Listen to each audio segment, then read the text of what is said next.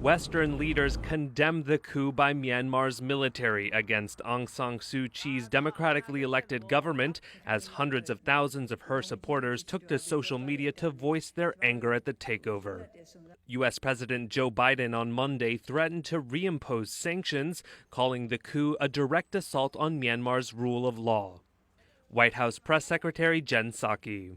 We removed sanctions, the United States, I should say, removed sanctions on Burma over the past decade based on progress toward democracy. The reversal of that progress will necessitate an immediate review of our sanctions laws and authorities, followed by appropriate action. Prime Minister Boris Johnson of Britain called for the release of Suu Kyi and others, while Canadian Prime Minister Justin Trudeau strongly condemned the military's actions.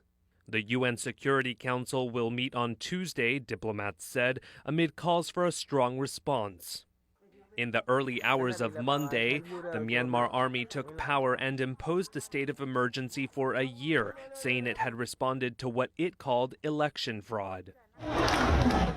Suu Kyi's National League for Democracy party, which won a landslide 83% in a November 8th election, said that she called on people to protest against the military takeover.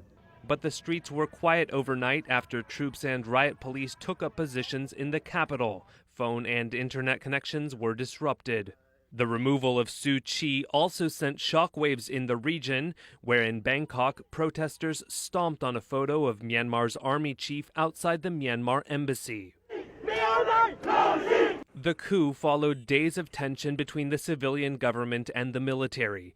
In the pre-written statement on Facebook, Suu Kyi, who was under house arrest between 1989 and 2010 and won a Nobel Peace Prize in 1991, was quoted as saying that an army takeover would put Myanmar back under dictatorship.